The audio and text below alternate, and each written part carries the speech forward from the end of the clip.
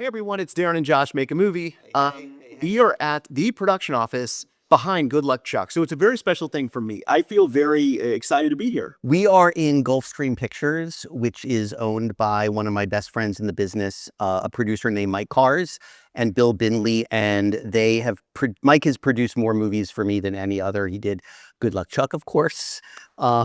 He did Sorority Row. We've worked together on 7 or 8 projects, and he's amazing. But we're here in Santa Monica specifically because that's where we're meeting with our good friend. Who needs no introduction, but we're going to give him one anyway.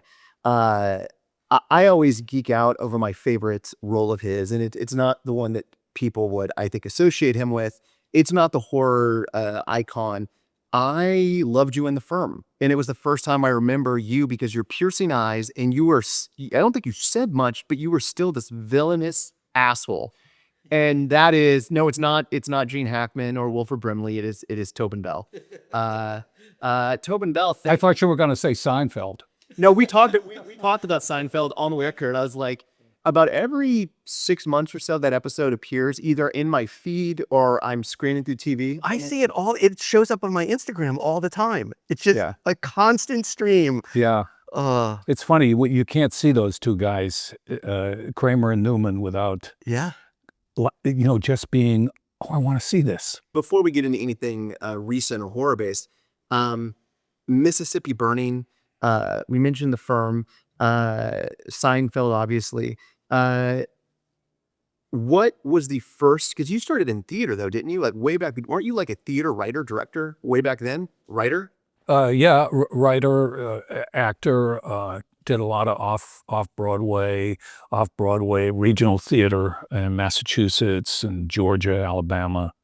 Did you go a lot of work at the Actors Studio in New York. Did you go to college for acting also? No, I was going to be a journalist. I was going to be a TV on-camera journalist guy or a writer. And when I was in my senior year, Hume Cronin and Jessica Tandy came to Boston University to speak one evening. Right. And I had a lot of, this was 1964. Kennedy was shot in 63, had a huge effect on me. Yeah. And I was kind of drifting from that and very sort of isolated. And some guy came to me and he said, from the TV department, I was in the School of Communication, which had a TV department, radio, newspapers. Yeah. Guy from the TV department says, we're going to do a TV play about the Spring Hill mine disaster, which was this disaster that happened in Canada. All these hundreds of miners died in it. Would you play this guy? And I went and I played the guy, and it turned out great. And I had this feeling of camaraderie with this group of people, and I had been very isolated up until that point, and that made a big impression. And he asked me to do something else after that, a play by Genet called The Balcony, and we did that, and I enjoyed doing that. And then Hume Cronin and Jessica Tandy came to town. They gave this wonderful speech. They were in love. They had been married for 50 years. Yeah. And they made being in the theater, being an actor in the theater, they made it sound like the most beautiful life that one could have. And I had no idea how long it would take to get there. But I thought, wow, if they were so classy, they were so calm, they were so dedicated. And I wasn't supposed to be there because it was at the School of Dramatic Arts, and I wasn't a member. Right. So I snuck into the back row after everybody was in there, listened to them, and that made a big impression on me. And I canned my journalism career and applied to the Neighborhood Playhouse in New York, where Sanford Meisner was the main teacher there, and I had heard a lot about him. And was accepted in August of that year, graduated, never even went to my graduation, just took the diploma and left, and went right to New York to the Neighborhood Playhouse to study theater. So that was my jump from one thing, which is what you're supposed to do in college, figure out what what you want to do. Yeah, And yeah. so that's what happened to me. But What was the first big role in film? What was the first thing that you actually had some teeth and got to do in film? Mississippi Burning, That was no question. Yeah. Alan Parker, he brought me in twice. He read me once, and he stood behind the camera and looking through the camera knew all the lines of the other character. And he would say to me, "Don't act, Tobin. Don't act. Don't act. All right, do it again. Don't act. Thank you very much." And I was out of there. Weeks went by. He came to Los Angeles. This was in New York. He came to L.A., saw a whole bunch of other actors. And I figured it was, had gone the way of so many other auditions. This was 1985. So I had been in New York for 20 years doing theater. Yeah. And, of course, doing 53 part-time jobs during that period of time. And also I did 35 films doing background work and stand-in work because I wanted to be close to the camera. Yeah. Because in my mind, I wanted to be a film actor. Yeah.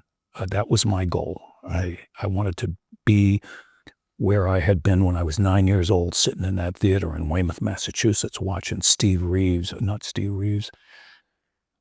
Reeves play Superman up on the screen. Yeah.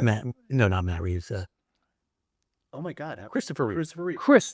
Christopher Reeves was the new one. This is going back to the original. Yeah. It was Reeves. It was. He was. I think he was. Yeah. Yeah. So, Mississippi Burning was first. He came back from Los Angeles. Alan came back maybe a month and a half later, and he called me in again. And this time I dressed. I decided I'm gonna. I tried to dress an FBI agent, and I had a suit and I remember I wore a trench coat for some reason. I don't think I had a suit, but I thought the trench coat would work. And he read me again, same thing. Don't act, Tobin. Okay, we're going to do it again. Don't act. And this time he said, I want you to change the line. The original line, the first scene I had was with Gene Hackman. Yeah. And I say to the Klan guy, go get in the car, Lester, or else you're going to have a mighty hard time playing the piano once I've closed this drawer shut. That was the original line. He said, change it to picking your nose. So I do the line again. This is the third time through, don't act, don't act. And I do it. Get in the car, Lester, else we're going to have a mighty hard time picking your nose once I've closed this drawer. He laughed. All right, thank you. Thank you, Tobin. All the best. Out. Nothing. Maybe 4 or 5 days went by, I get a call from my agent. How would you like to go to Mississippi? You're like, yes, I'm in. When a director says, don't act, it's not about not acting. It's about being able to act like you're not acting. It's like this catch-22 in the brain. It's tricking the brain into being instead of. I understand what you're saying. Yeah. It's about not acting. I understand what you're saying. Right. But if you're thinking about acting like you're not acting, Right. you're in trouble. Because the camera sees every single little detail. Yeah. And I have one finished thing about Alan Parker and that story. I get to Mississippi.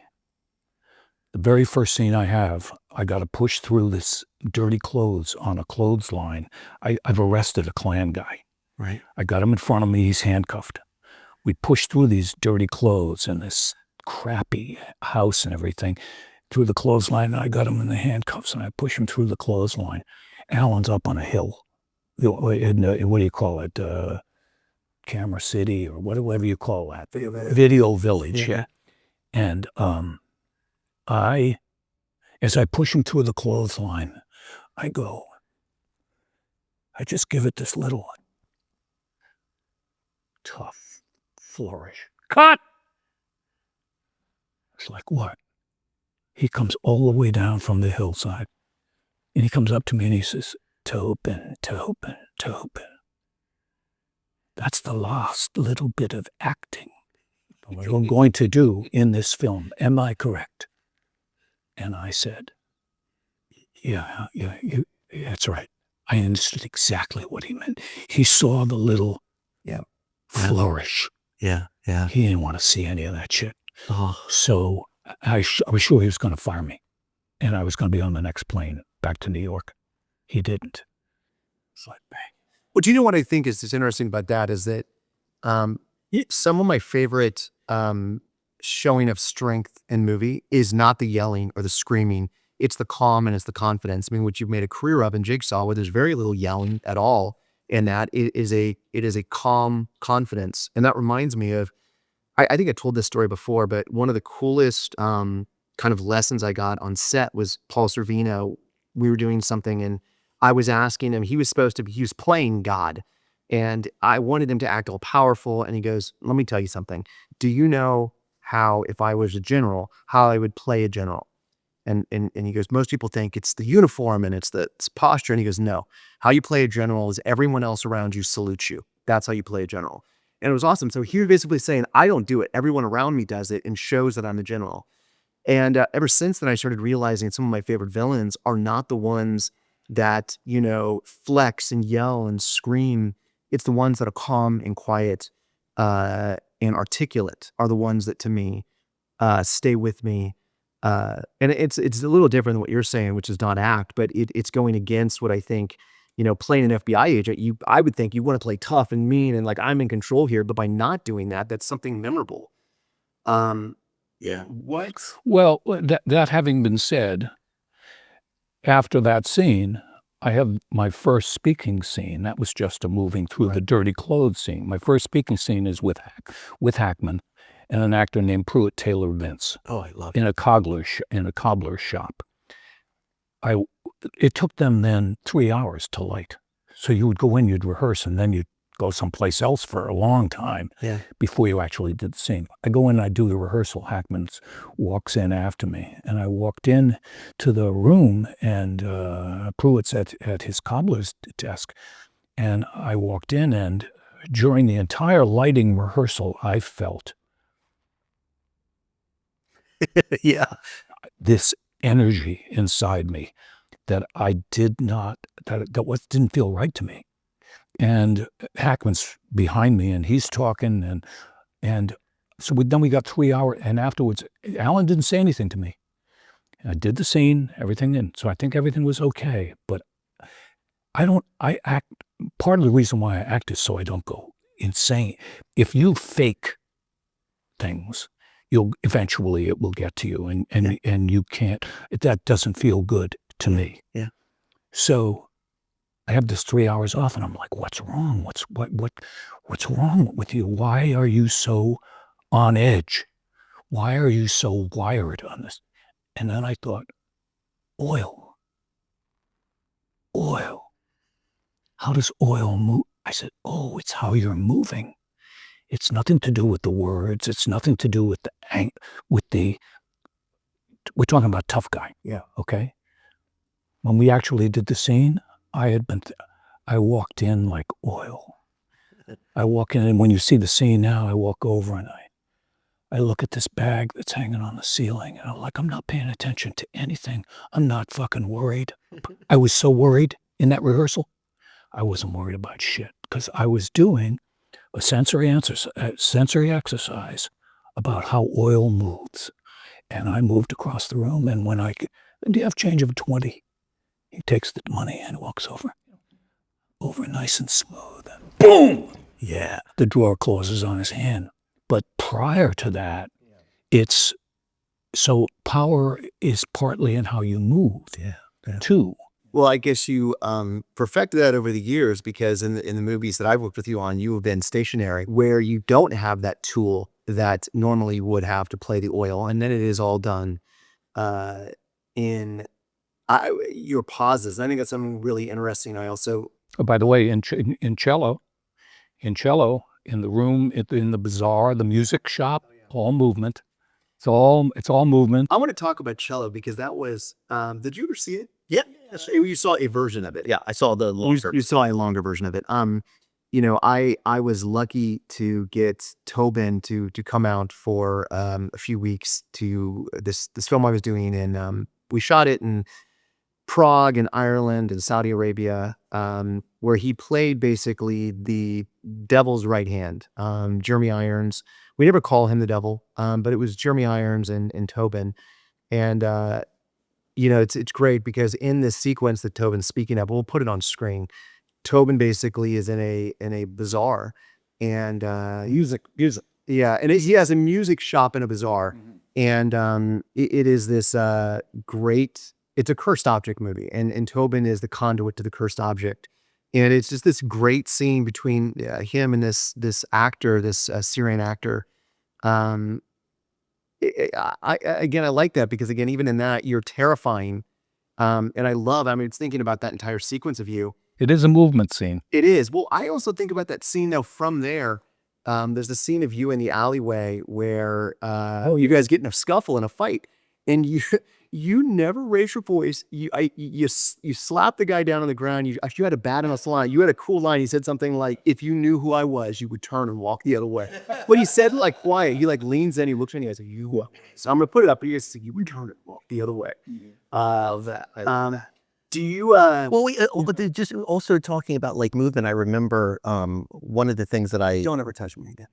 one of the things that I loved about being on set for the first time with you for Jigsaw was there was so much discussion about that instrument that you were taking apart, and it was fun to watch your process as trying to find the reasons behind every movement. It wasn't just like in the script, it was almost as if we just wrote like, yeah, and he's taking something apart. And you were like, but why?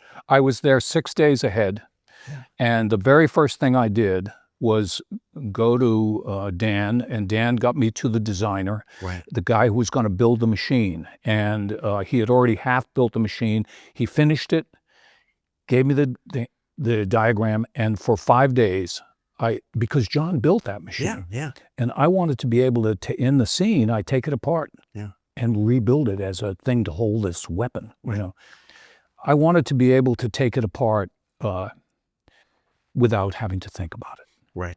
So I would go over to the set where the machine was in the storage room, take it apart day after day after day, so that when I did the scene, I could focus on the young woman to my right and the gentleman to my left, and it was how I was taking the machine apart and throwing the pieces away, and not having to look at it that conveys, he knows this machine. It's not like I'm going like, what's next? That screw. Where's the IKEA? What tool do I use to do that? Right. No, it's all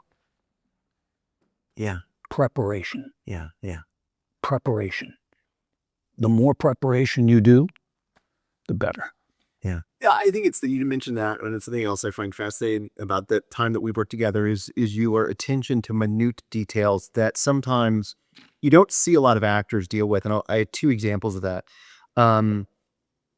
What scene? I don't know if it was Saw 3 or Saw 4, but you it was the pig parade. It was the outdoor festival thing. But you had very specific wants and desires for what you wanted to see in the background of scenes. There were Thank you for doing that pig parade, because that wasn't there when we tried to tie the pig in. What the meaning of the freaking pig was, the year of a pig, and how did that relate to Gideon? You didn't see it all on screen, but we knew. Well, that's the thing is he said, Tobin said something interesting I'll never forget. He goes, I don't care if the audience doesn't know. I don't care if the first AD and you don't know. I have to know. If I'm going to sell this, I have to know why I'm doing this or why I'm. And so going back to movement, one of the things in Saw 3 was we had a conversation early on about what was going to be on the walls surrounding you in the safe or in that room. And you said music was a big thing. And you were like, it's like, you said it was like a choreographed thing. Like the everything you do is choreographed, and you had very specific thing that you wanted is you wanted sheet music. And I know this because I have some of framed on my wall with the blood of someone in that room, whether it is you or Shawnee or Lynn or Jeff, still splattered with blood. But you wanted sheet music as one of the things up there. Because, you know, as you said, what John does a lot is he's an orchestrator. He's a conductor. He's a conductor. Which again, we come full circle on cello, which, you know, you're selling instruments and it's about a conductor. But those little, I think, small details that a lot of times could go unnoticed are what make the movies, in my mind, memorable and last the test of time. Because you can, after you get done listening to what they're saying and watching the violence, you start noticing things in the background. There are things that you notice, like that little thing you had on the heart rate monitor. You had a little figure that again was very important to you. You wanted to find this fit, and it's there, and it's sometimes it's in your hands. You can see you kind of playing with it, but all of these things weren't things we did. It was things that Tobin came into the process and said, I need this. I need something over here. And I think that's a huge reason why the Saw movies work. Is it was more than just the violence and the words. It was the production design. It was the chair he was sitting in. It was the straw. Going back to Saw 2, you had a great moment that wasn't in the script. You were trying to figure out, because you were handcuffed and you couldn't move, how you can put power over Donnie. And you said, I want to ask him for water. And it was a very simple thing, but by you making Eric Matthews get up and give him water, because that put it in charge. Because now Eric Matthews is doing something for him. And so you were just like, how can I assert dominance? Yeah. And it's that little thing. Was Saw your first real big step? Was there anything you did before this, horror-wise? Before Saw? Did you ever see your career going to be... we both went to Monster, what was it called? Monster Palooza, Son of Monster Palooza this weekend. And it's just insane, like this... Seeing pictures of you walking around the floor. Well, yeah, but it's not only pictures of you, it's posters of you, it is little dolls of you, it is t-shirts of you, everywhere. Did you ever see that for yourself? Like, I mean, that is... No, I don't think about that. For me, it has always been about the work. Yeah. For me, it's always been about, what can I do with this guy? What can I do with this role? Yeah. You know, can I... is what I'm doing sufficient to draw the audience in, no matter what's going on? Right. I mean, with a horror movie, the plot is going to be the plot, you know, right. Or with any movie, the bank's going to get robbed, the people are going to end up in a test or whatever. They don't need me to play that. Right. The test is going to be there, the bank's going to be there, they need me to bring humanity to that situation in the best way I can without getting in the way of the twists, the turns, the scares. But there's another, as you said, Darren, another layer that you can do as much in a Saw movie or in any horror movie as you can do in any other film. As a matter of fact, you can do more because of the intensity of it. Heightenedness, yeah. So, but for 50 years, horror was the weak sister of script writing. Yeah. And they just considered that the scares, that was all that people wanted. Yeah. And they do. And horror fans love that. Yeah. But that having been said, it's music. And if over here you've got this intense, high-level thing going on musically, and then that fades for a moment, and then over here comes something that's very pastoral almost, and makes a certain point, being offset by that intensity, makes that stand out even a little more in its own way. So, and people get it subliminally. It's not like they're thinking about it while they're watching the movie, but when in Saw 2, when you're in the house and all that shit's going on, and you come to me and Donnie, and our thing is like this big compared to that, and John says, tell me something, detective. If you knew the exact moment of your own death, how would that change how you live your life? Ba-boom. in the people sitting in the chairs, they're like, and then it moves on. But just stuff like that, is what makes, if you can make people think, in addition to be scared, in addition to be surprised, getting up off the floor, if you can make them think or make them recognize something that they already knew, it reminds them that they knew that, but they haven't thought of it for a while. It's all gravy. Since you brought up the idea of the script, and by the way, movement. Saw 10. Yeah. Saw 10 in that entire room. Yeah. John is moving the entire time. Yeah. So it's one like thing to choreography, another thing to another thing. Yeah. In terms of strength, in terms of. And I remember when we were working on that script, that you were bringing that up a lot of like, this speech is way too long and I'm not doing anything. Like there was that feeling of like everything needed to be purposeful in a great way. But going back, I didn't mean to interrupt you, but I was going to tell you that before, that thing we were talking about movement was very much part of the scenes that you wrote for Saw 10. Right. In that large room. Yeah. Because he had to travel from Amanda to him, to her, to the guy in the chair, to the doctor who was up on the platform. It was huge space, and he had to move, but it couldn't seem like he was like bouncing around like a ping pong machine. Or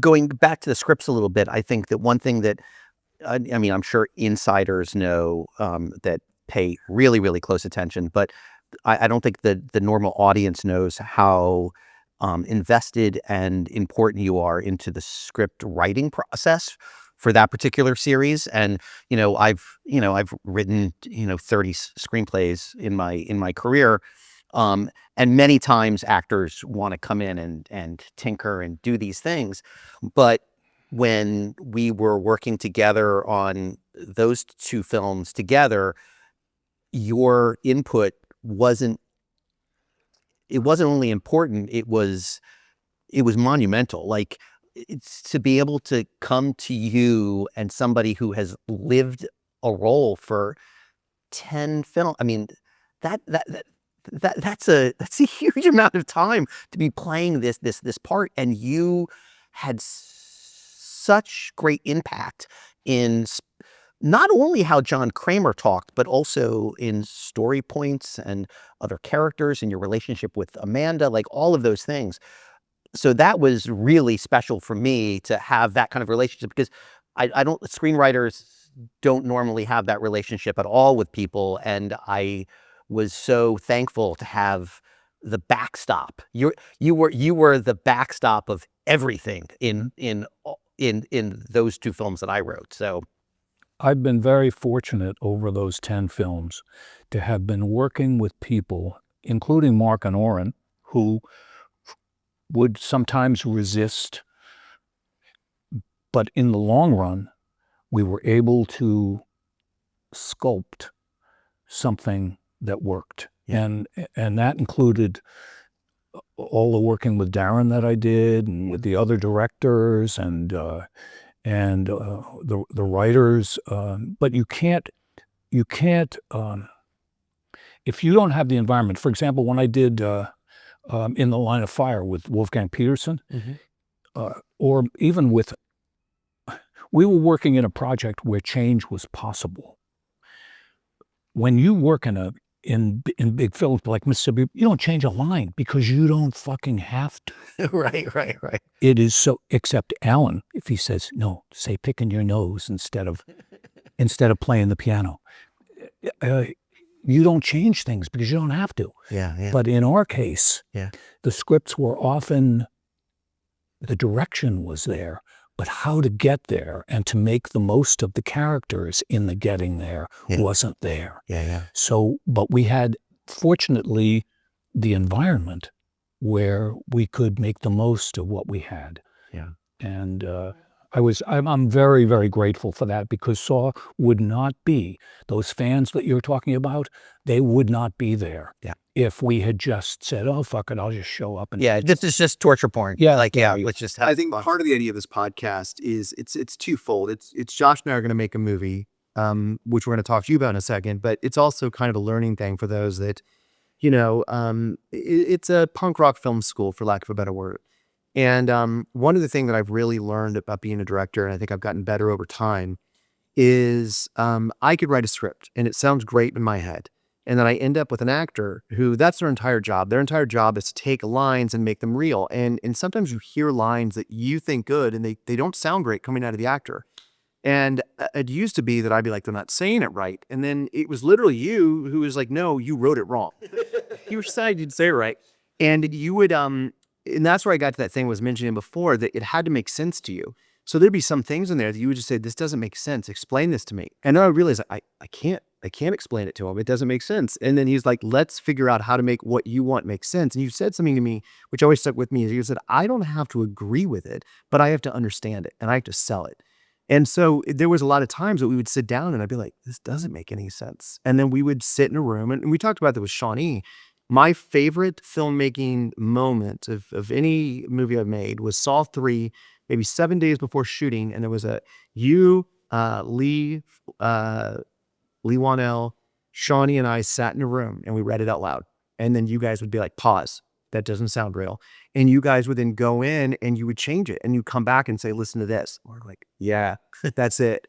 And I think that you have to know that. Like, Shawnee's good at that. She was very, it wasn't just me. I mean, I working with Donnie Wahlberg was like, he was like, so what he said would affect what I said. Right. And we would come up with changes. And Amanda was the same way. Shawnee would say, I wouldn't say that. I'd say, and she would come with that, which would affect what I would say. And then we would, of course, have to run it by Darren. What we'd be going in the direction that Darren wanted to go, but we'd be getting there in a slightly different moment to moment way. Yeah. Well, something else you did interesting in Shellep is a lot of times you'd always think that actors want to say more, they want more screen time. Not Tobin. He could have black magic marker. He said, nope, I don't need to say this. And by cutting through the fat, what you did say became powerful. Because in that original music scene, in that music store scene that we're talking about in the bazaar, you had like another 10 paragraphs of shit. And you just go, nope, no, this is fat. And then you hear what you actually say and you're like, oh, wow, that hits. Yeah. And I think that it's also trusting the actor to sell what you're trying to get them to sell, because, I might have 5 great lines I wrote surrounded by 50 lines that aren't great. And it's, Tobin would go in and just cut them out. It's so crazy now. When I saw Saw 10, I knew nothing about it. I mean, I wasn't involved in that one. And it's crazy how characters that what's been 2+ decades now, there's still so much emotion. Like I remember sitting in the theater at the premiere of that thing and I felt like I was punched in the gut. Yeah. And I never would have thought that killing a character 22 years ago would still be in theaters and making me feel something. And I think that is such an incredible task that you've created with that. And I can think of maybe 2 other characters of movies that I've watched that have had this many movies that have had that type of impact. And I think that's why we see your face on t-shirts everywhere. And we see, it's that you said the humanity. It's that it's not the killing, it's not the violence. It is that there's an emotion there. And I think that emotion resonates with fans. Well, what John does will be apparent on the screen. The events will take place as they are. You have to understand him more. And very often it comes down to simplify it would be going the opposite way. Because the events are going to speak for themselves. Yeah. This is what this guy does. Yeah. The events are going to happen. But what's going on? How did he get there? Yeah. What's his daily, I'm still answering that question. Also, dude, I love you. Wait, what's in the box? The mystery box? What's in the box, dude? Yeah. Yeah, what is that? Tobin brings an attaché case with him. There's gonna be like some There's gonna be something in there. Money. Tobin walks around on that three. There they are. There they are. This is awesome. We talked about this on the podcast. Wait, everyone get there. Lean in here. Make sure we get this. There's 9 books in here. One for all, 9. I wasn't inspired except up on the shelf. But these are the books. This is Saw 1, by the way. This was Saw 1. This was while I was still lying on the floor. I was trying to like, what the hell? What the hell is that thing on Billy's face? And I thought, oh, it's kind of like a galaxy. It's kind of like a, and then I started talking. Hey, what does he do? Well, he doesn't like liars and he doesn't like hypocrites, you know. And these are all the different kinds that you know. And so, you know, you answer, you know, question after question. So that's what I was gonna say is that if I had an actual meme of what it's like working with Tobin Bell, from my 3 solid years back to back to back on those films, it is Tobin Bell with earpods in, like headphones on, walking around with a composition book. And you would just go for walks. You had a composition book and you always had, I don't know what you were listening to, but you had something you were listening to. And he had this composition book and I never saw inside. It's the first time I've ever seen what his mind looks like. You notice it was like... Can I take a look at it? Is that all right? Sure. I just want to look at one too. But Darren Bousman's an asshole. Tobin.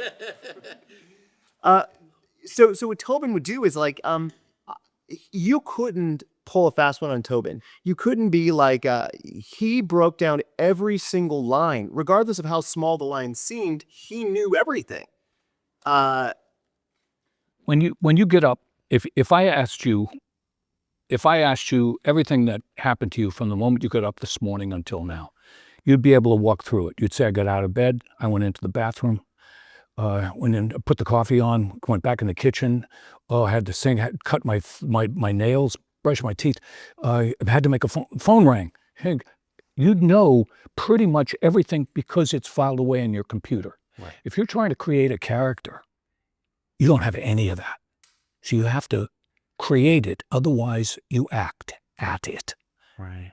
Right. So you create as much as you can of that world that you know automatically. You know what happened when you parked the car. You knew when you drove here, how you drove here, what route you take. It's all filed away. Yeah. If you have to play a guy and you got none of that, so you really... So you start when you take the role and you start down here at the point of a pyramid and you ask one question. And you answer that one question. Where do I live? Pittsburgh. Pittsburgh, okay. Suburbs or city? Right. Suburbs. You got pick one, okay? Suburbs. House or apartment? That first question becomes 4, 6, 8, all the way up to 164. And hopefully by the time, and so you answer all these questions that you have about the character, and hopefully you started down here, you're up here, and hopefully by the time the camera rolls, you haven't answered everything. You haven't, but hopefully you've answered enough. I've answered enough so that I can not go fucking mad trying to act at it. Yeah. But I understand what he means by what he says. I think I've changed. We talked about it a little bit off air. You know, when I was Saw 2, I was 25 years old. And I'm 47 now. I was 25. And I'm 46 now, about to be 47. I've changed a lot. And, you know, Thank God. I know. So Tobin actually mentioned something. Tobin, how was it working with me 20 years later? Go ahead. Let's ask that. Tobin, how was it working with me 20 years later? You were much calmer, way less frenetic, more thoughtful. Not that you weren't thoughtful before. You were thoughtful at the beginning, but I noticed it right away. Your energy, it's an energy thing, and you were more contemplative, Yeah, not as rattled or riled about the various details that were going on around you in the different departments. I noticed that's let's just call it steady hand on the tiller. There you go. I feel like as I've gotten older, one thing that I've been able to prioritize now is we are not curing cancer. We are not, well, I mean, I guess in Saul, you were trying to find a cure for cancer.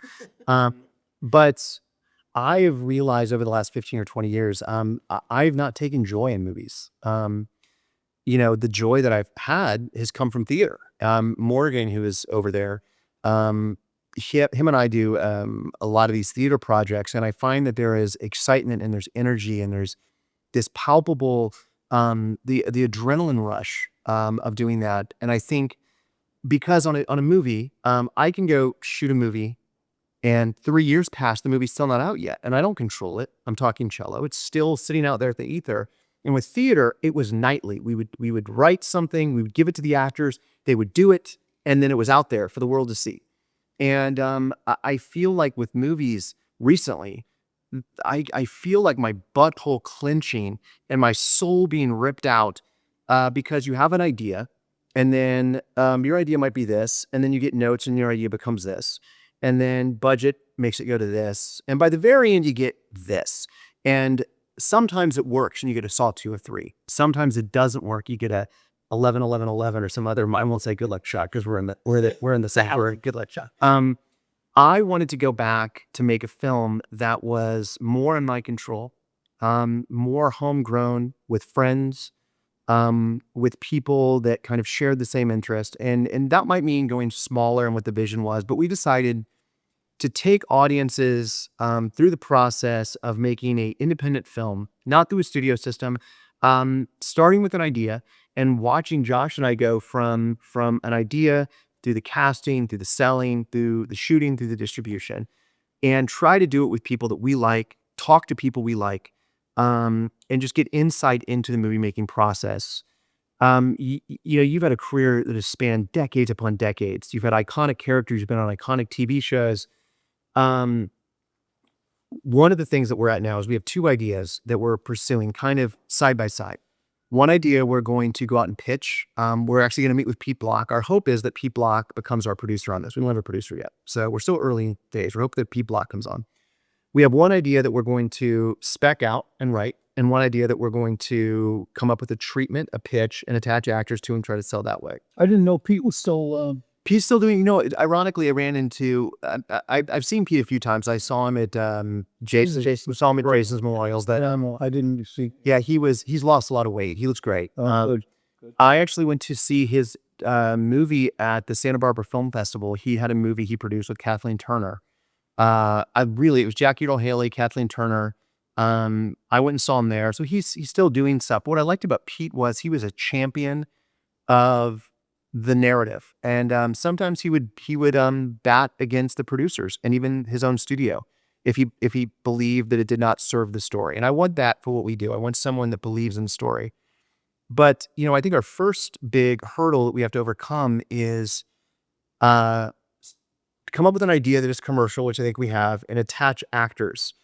When you look at a script now, because you don't have to work. I mean, I don't know what your situation is, but I'm guessing is you can be selective if you want to work. What's the first thing you look at when a script comes to you to make you say, that, I want to do that? And what's something that makes you immediately push it away and said, nah, I don't really want to do that? It's multiple things at different times. I was just offered something in Kentucky. And they said I'd be there a week to do this. I liked a lot of the character. He drove an Escalade, is kind of a cowboy type, goes into a general store, a lot of things. Then he gets shot in the shoulder with an arrow, and he gets blown up with a shotgun and ends up on a table, and they're tearing his guts out on this table because it's about organ donations or healing organs. I don't want to be doing that. I've done enough of that kind of thing. Yeah. So that's a no. Plus, they couldn't do me in a week. So that was, I read a script recently, great thing, would have kept me in Chicago for a month and a half. Really liked the writing for the guy. Right. But there was no money in it. Right. And it was a huge task. Yeah. To learn it, I mean, some people learn dialogue really quick because they got a photographic memory, but they're not very good actors. Right. Some people have really trouble with lines and they're very good actors. I don't know, but but for me, my preparation is mighty. It's as mighty as the job itself. So the amount of preparation involved. Then you ask yourself, I had never worked with Danny Glover. Wanted to work with Danny Glover. Had to put that on, whenever you work with, I got to work with Hackman, I got to work with Tom Cruise, got to work with Jeremy Irons. Jeremy Irons. That was a motivating factor. I know you told me that. You go, the script is terrible. Jeremy Irons. It completely elevated the project because he's had a great career and I like his style and he's English, or he's Irish or whatever the hell he is. I think So there's lots of factors on different, money, location, timing, all of those kinds of things. One of the things that I've noticed as just a fan of film and watching movies is that it's hard for something to cut through now. I think that the barrier of entry of becoming a filmmaker is much less than it was when I was starting out, and surely when you were starting out, where now you can have one of these cameras over here or a cell phone and you can make an entire movie and you can have that movie released. And so what that's done is it's great for aspiring filmmakers because everyone has the opportunity now. The problem is that when you go on any of the streaming services, my head hurts. I give up because there's so many options and there's usually a box art that makes me say that's pretty cool.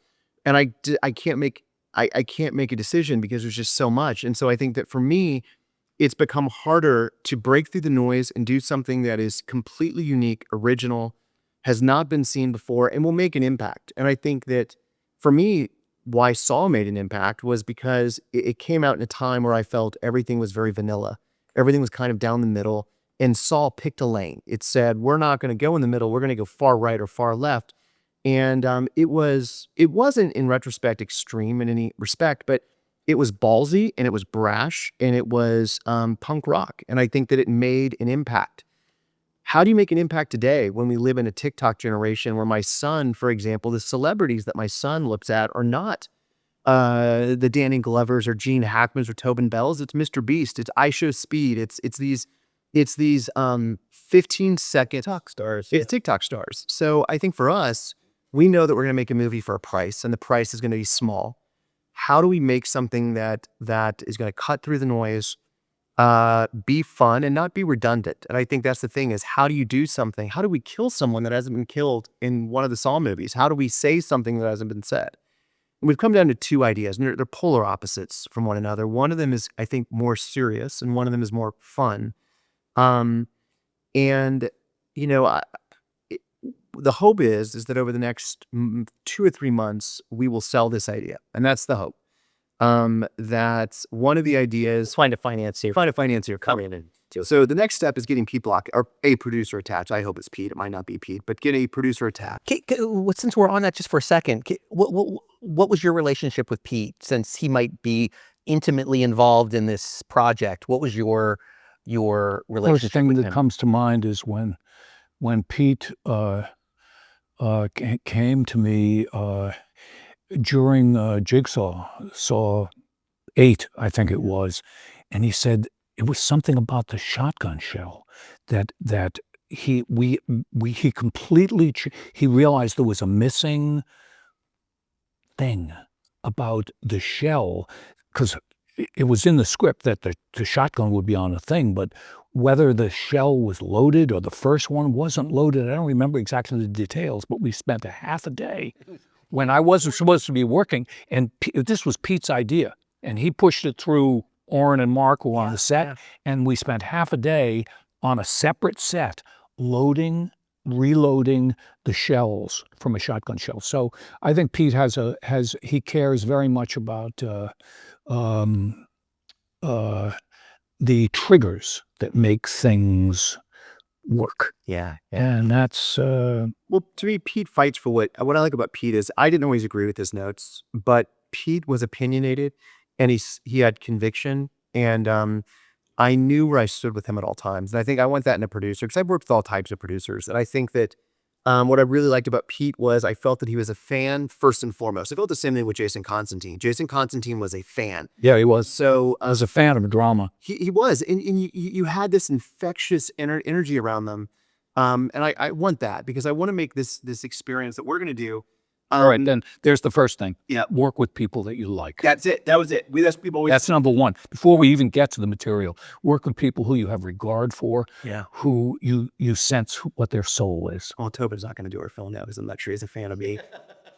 Well, that's what we want to do. We want to try to piece it together, and that's where there's the two ideas split because one of them is that with that completely in mind. I wanted to, for filmmakers out there, they say write with what you know, and I say a next step up of that is write to the resources you have.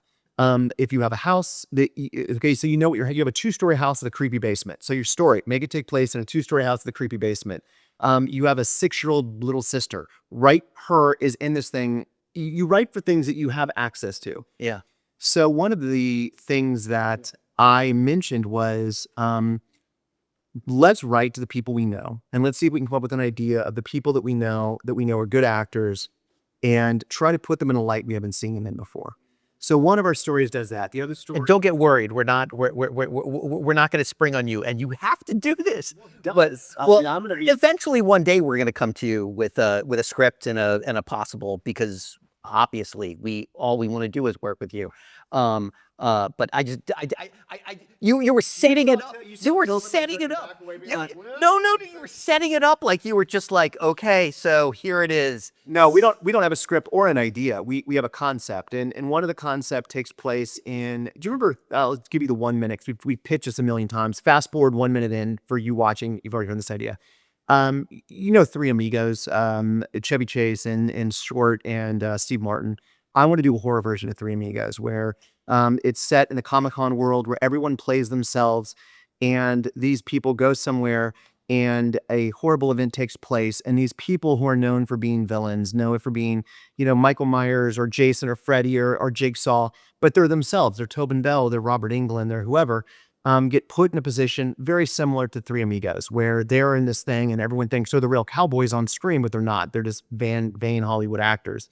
So one of our stories is more comedic and fun, and it's about the horror version of Three Amigos meets, what was the other one we say? We're saying it's like the horror Expendables, like, and lean into like we were talking to Kane Hodder the other day, and like, if he were in this film, he would play a guy with a bad hip. And he's Kane Hodder with the bad hip. Or here's one, Doug Bradley. Everyone knows Doug Bradley as Pinhead. But I've met Doug Bradley numerous times at conventions. He's this sweet British man. And imagine, like, if you only know Doug Bradley as Pinhead, and now a horrible event takes place, and Doug Bradley is one of the only people there that can save you, but he ain't Pinhead. But you're now watching these people who played the villains now have to suit up, grab the weapons, and defend this thing. So what does a Tobin Bell look like, who's known for playing badasses, who's known for playing Jigsaw, but he's really this, articulate man who sits down and loves Shakespeare. Yeah, that sings. I've got it. I'm sorry, Tobin, you are in. So I've already got Tobin saying, because look how much prep work Tobin does. So let's say Tobin Bell's scene is he's prepping what to do, and he's slaughtered as he's sitting there writing in his composition book, right? So you have people like, yeah. But I think that would be a fun movie because I miss movies being fun. I love horror films. I do. But now some of the times I want to fucking punch myself when I get out of some of them because they're so serious and they're so dark. I want people to high five in the theaters and laugh and be like, that's fun. And I also want to do something with my friends. So I'm like, what if our friends played themselves or a caricature of themselves and we did a horror Expendables? So that's one idea. The other idea is more serious. Josh, give us the 1 minute thing of it. So the other idea is called The Privilege, and it is a political. What's that one called, Darren? The one you just told me about? Tobin Bell. It's just called Tobin Bell. We don't have a title for it. We're calling it what? Killer Con. I don't know. At least he has a title for you. Killer Con. Killer Con I like, but who knows? Killer Con, okay. Who knows? All right, now we know what we're talking about. So the other one is called The Privilege, and it's about imagine a scene where somebody, you're in a small town, and and suddenly this plate glass window breaks open, and a guy falls out, glass shattering everywhere, and a woman jumps out of the window with a chainsaw and starts chasing him down the street. The guy is screaming, yelling. The people that are shopping on the street are like, what the hell is happening? And she chases him down an alley, and you hear the cop cars coming and the whirling. Wait a minute. At the beginning, Yeah. He jumped out of a. He got pushed out of a window. Pushed out of a window. He fell through a window, and the woman chases him out with a chainsaw, and Tobin. it's chasing him down the street with a chainsaw. Right. And did she comes out the window also? Yes, so she pushes him out. Like she kicks him out, and she's down there with the chainsaw. He's like, no. Yeah. And he starts running, And she's running down the she's stairs. running after him. Gotcha. Yeah, and the police cars come. I'm with you. And she's trapped him in an alley and just kills him. We see like the blood spray, the teeth go flying, and the cops swarm the area, guns drawn. They're like, put the weapon down, hands in the air. And the woman stops, drops the chainsaw, pulls out a piece of paper, and she says, I have the privilege. And one of the cops goes up, grabs the paper, and it's an official government paper. And what we discover is that in the United States, throughout the entire United States, there are 1,000 of these privilege papers that are given out by lottery, and it allows you to basically kill someone for any reason whatsoever and not be no recourse, no anything. And then the paper goes back into the lottery system and gets given out again. So as soon as the cop reads this and says, oh, she's got the privilege, everybody guns down, and everybody starts going about their day again. So our story, what we'd like to be able to do is, and this if Killer Khan is all pure popcorn joy, this one is a little bit more political and a little bit more about moral ambiguities. Like what would happen if a 14-year-old boy who's been bullied in school gets the privilege? How does that affect his bullies or his father who abuses him? And like all of a sudden this kid has the opportunity to kill a person, and now the film is a little bit about trying to the anxiety about that. So that's the general idea. We don't have neither one we have stories for fully. These are just the general. You have two bites at the apple on this podcast. So Yeah. we're going to take two different approaches to go with That one we're going to spec, because that one's the kind of that's the kind of idea. Like I'll sit in a meeting and I'll be pitching a story, and they're like, "Yeah, that's good. It's all about the execution." Like you hear that all the time. It's all about the execution. They want to see the script. So that's the one we're going to spec out and try to write and try to create a fucking amazing, a deep, heartfelt movie. And the other one is about jumping on the roller coaster and having a great time. And we're going to go down both paths simultaneously and kind of see which one picks up. But Toby, you're in. No matter which one we do, you're in. Our lawyers, do we still have the same lawyer? Yeah, I think so. Okay, then we have the same lawyer. It's done. It's done. Just it's gonna happen. But if you were kind of just thinking about those two in general, and I'm not asking for just is there something that intrigues you about one or the other? Is it the fun aspect of playing a version of yourself? Is it the more deep and I don't want to say interesting, because that's makes it sound like I'm bagging on the other. I think one version we're going down is very much the Midnight Madness, popcorn, bubblegum kind of thing. The other one is more the A24 movie with a message.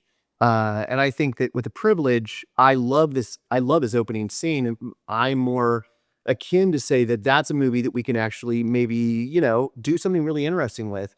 But I think the bullseye is much smaller on that movie. I think the Killer Khan idea, and we got to come up with a better name, but that idea, the bullseye is much bigger, because I think that we can attach people that we know, people that are scars in this world. And I think the problem with The Privilege for me is that's a harder bullseye, because you need a really great piece of cast. Yeah, You need Mark Ruffalo or and you need a very you need a bigger budget on that one. So if your lawyer called you and said, "Hey, Tobin, I got 2 ideas here. They want to know if you're interested in either of these ideas," and that's all you heard. You just heard that. Where does Tobin Bell, the actor, not Tobin Bell who knows Darren and Josh, but I know what he's going to say. Does it shoot in Kentucky? No. Can you really shoot me in a week? in this case, he's going to die in the first scene of Killer because he's going to pull out his composition book and try to figure out he's just going to get fucking killed. That sounds like a week. Yeah, it does. But what do you think when you get a script like this, you get an idea? Is there something that you want to play that you haven't played yet? Is there that thing that you wished people knew? Because I know you're a singer, for example, and I would love to eventually put you in a musical. Is there anything that you haven't done that you're like, that I get to do that in that movie? That makes me want to do that. Like, how do you decide? It's in the writing. Totally in the writing. I mean, I've listened to both of your concepts. They're both terrific. The Seinfeld in me is going with that because it's all has to do with timing. Yeah. You know, the pitfall in what you're talking about is that there's no other level in there. Not that you've seen yet, there will be. Yeah, but yes, okay. So, well, yeah, I love that concept. I kind of heard it before because people say it to me all the time, but not the way you did, not the way you've said it.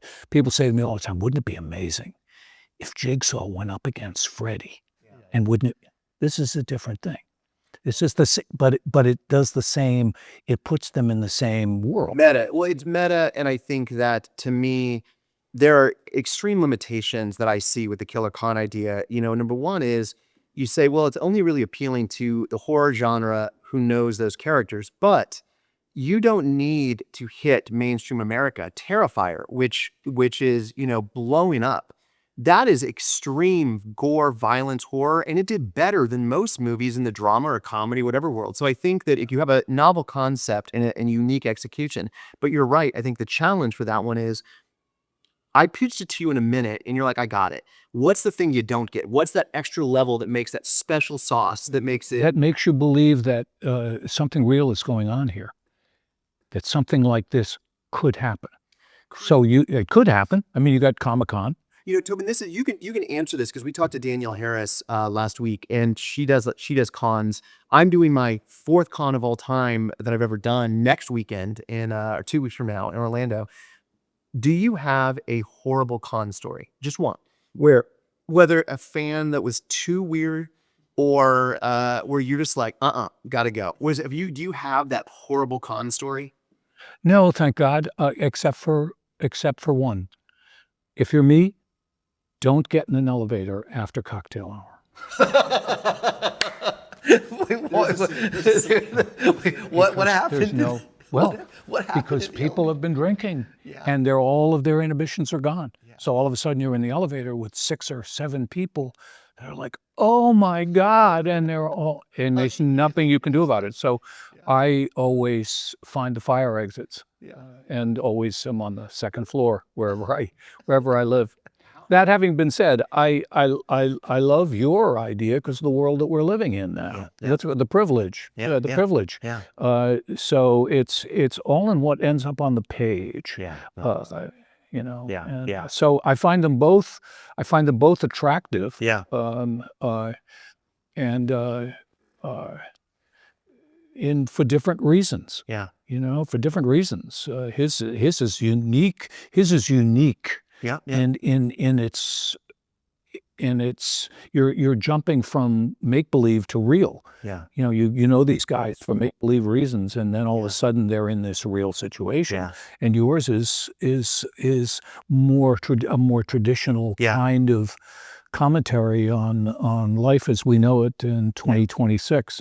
Well, can I just mainly about writing? And I'm sorry, I'll let you. The thing which I again love about the privilege is, when we did Cello, I think one of the coolest stories I had of a producer, and I'll give him credit for this until the day I die, is Lee Nelson. So we were the first Westerners in Saudi Arabia to be making a movie. And it was terrifying because we were supposed to be shooting it in Egypt. And at the very last second, they said, you know, it's too dangerous in Egypt. We have to go to Saudi where it's much safer. And I was like, fuck that, I'm not doing that. And they're like, no, just give it 24 hours. We guarantee you'll like it. And we get there, and there was a definite cultural shock. And then you start to realize how great the people are. And the people were excited, and they were excited to have filmmakers there. And Lee Nelson said to me, I go, I don't know if I'm comfortable being here. And he said, change begins with art. And he said, 2 years ago, music was not allowed here. Now there's Jay-Z that you can hear over the radio. Change begins here. If you can introduce an idea and you can change the commentary. And, I remember sitting in this room with, all of these high level people, and we're pitching ideas that they couldn't even at that moment. I thought we're going to be kicked out of Saudi, and I'm never going to, we're like, we want to put them in Western clothes. We want to do this. And then we started, yes, we get all these yeses. Change happens through art. And I think that it is hard. Sport. You're right. Anytime you bring people together. With this movie, what I like is I can't go on X right now and say what I feel about the government, but I can make a movie and I can hide things in the movie. And I can say, the privilege represents this. And it's what the Saw movies have been doing for years. I mean, it's about the healthcare system. It's about the insurance companies. It's about, yeah. Watch V for Vendetta. Everyone, get right here. I want everyone right now to pause the podcast. You can come back and we're going to finish Tobin in like 3 minutes, and you would finish the podcast, then go watch V for Vendetta. That's a movie that I showed my son. Yeah. And it's a movie that you watch. There's a message hidden in this extremely entertaining thing. And one thing that I think The Killer Khan, we could make it deeper if we bring about an element almost like The Wrestler, where it's really about these people who are so well known in this niche, and to find there's something real about these human, like to find the human being behind it all. Like that's where I feel like the Killer Khan idea needs to go. So it's not just popcorn fluff. Yeah. I know you're like, no, but I think we can have our cake and eat it too. I think you do it both. I think that's what's exciting about it. So what about if at the end what you're talking about has happened and you get to see the caring element of these people with each other. Yeah. And then at the end, you find out that one of them is behind all of this. It's the Jigsaw I pull on the strings. Yeah. It's the guy who died in the elevator with people. You see where I'm going. Yeah, I love it. I love it. That he's getting up off the floor. It's sort of, Can I ask you one final question that I have and whatever? Can you look in the camera here and one piece of filmmaking advice for aspiring filmmakers out there that are either trying to make their first movie, want their first movie? You've been in the industry for a while now. What is the one thing? It doesn't have to be, typical. What is the one thing you wish people knew that are starting out in the filmmaking industry today? Watch people.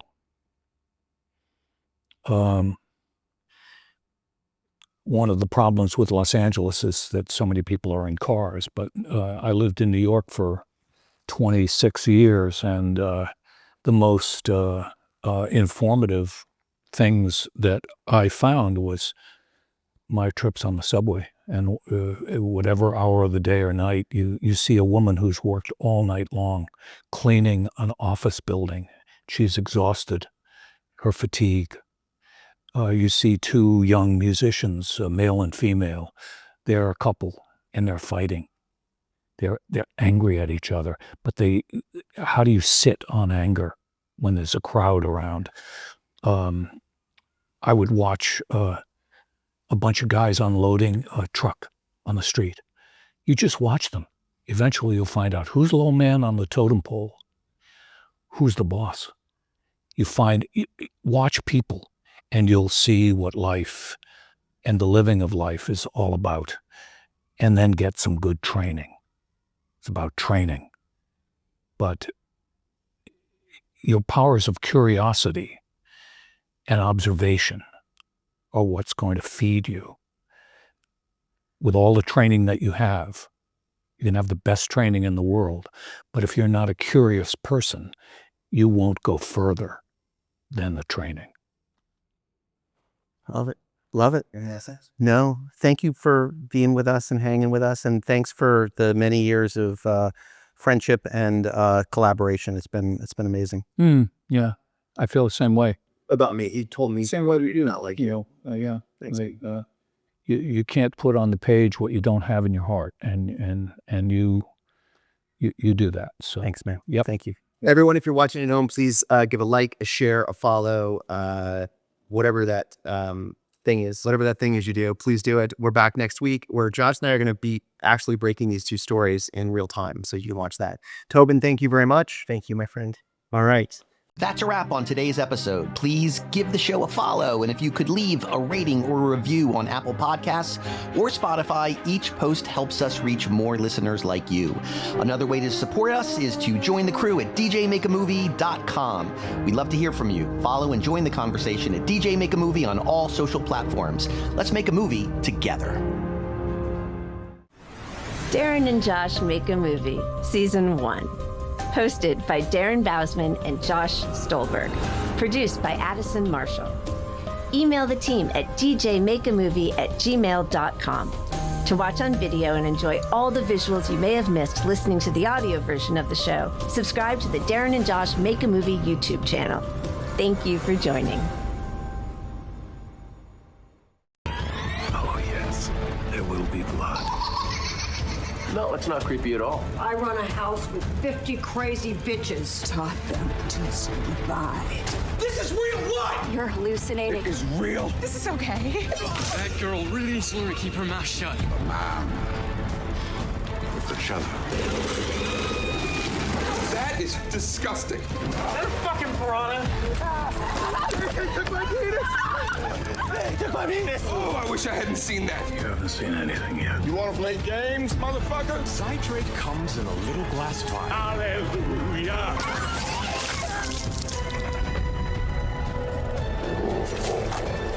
Darren and Josh make a movie. Cut, Casper. That's a wrap.